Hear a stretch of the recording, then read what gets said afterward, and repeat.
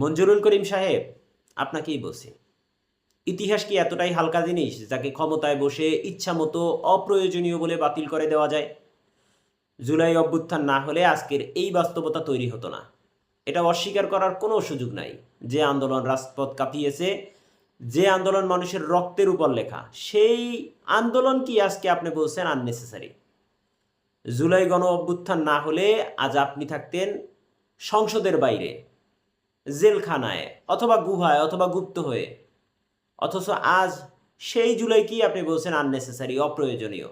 একদিকে প্রধানমন্ত্রী তারেক রহমান বলছেন জুলাই সনদ নিয়ে বিভ্রান্তি না ছড়াতে, অন্যদিকে তার দলের এমপি সংসদের মতো জায়গায় দাঁড়িয়ে বলছে জুলাই সনদ অপ্রয়োজনীয়।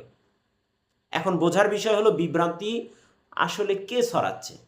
জনগণ এখন বোকার মতো বসে নেই, তারা বুঝতে পারে কথার ভিতরের ফাঁকফোকর।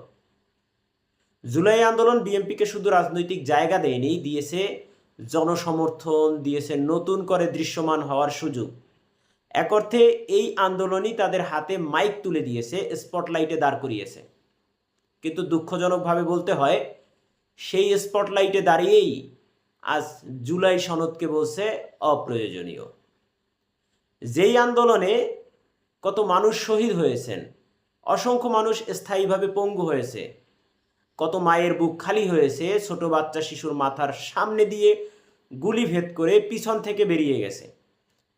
একটি আন্দোলনের পিছনে কত ত্যাগ থাকে, কত যন্ত্রণা থাকে, কত স্বপ্ন থাকে, কত ভবিষ্যতের আশা থাকে, সেই ইতিহাসকে আজ অপ্রয়োজনীয় বলা হচ্ছে। তাহলে আগামীকাল কেউ বলবে আসলে বাংলাদেশে কোনো আন্দোলনই হয় নাই। এভাবেই ইতিহাস বিকৃত হয়ে যায়, এভাবেই সত্য ধীরে ধীরে আস্তে আস্তে মুছে ফেলা হয়। এই ধরনের বক্তব্য শুধু একটি ব্যক্তির নয়, এটি একটি মানসিকতার প্রতিফলন। যে মানসিকতা ক্ষমতায় গেলে অতীতকে অস্বীকার করে আর প্রয়োজন ফুরালেই ত্যাগকে ভুলে যায়, এরা আসলে ইতিহাসের জন্য বিপজ্জনক ভাইরাস। কারণ তাদের দ্বারাই সত্য ধ্বংস হয়। সবচেয়ে বড় প্রশ্ন হলো, এটা কি সত্যি স্লিপ অফ টাং, নাকি এর পিছনে আছে গভীর কোনো রাজনৈতিক কৌশল? আজ যদি আমরা এই ধরনের বক্তব্য চুপচাপ মেনে নেই, তাহলে কাল আমাদের ইতিহাস অন্য কেউ লিখে দেবে, আমাদের চোখের সামনেই সেটা হবে। তখন আর প্রতিবাদ করার মতো কোনো সুযোগই থাকবে না। সরকারের প্রতি তাই কিছু প্রশ্ন থেকেই যায়। আপনারা কি সত্যি জুলাই আন্দোলনের চেতনায় বিশ্বাস করেন, নাকি সেটাকে কেবল ক্ষমতায় যাওয়ার সিঁড়ি হিসেবে ব্যবহার করেছেন? যে আন্দোলন আপনাদের রাজনৈতিক পুনর্জন্ম দিয়েছে, সেটিকেই কেন আজ ছোট করে দেখছেন? ইতিহাসের বিচার কিন্তু খুব ধীরগতির, কিন্তু এটা হয় নির্মম।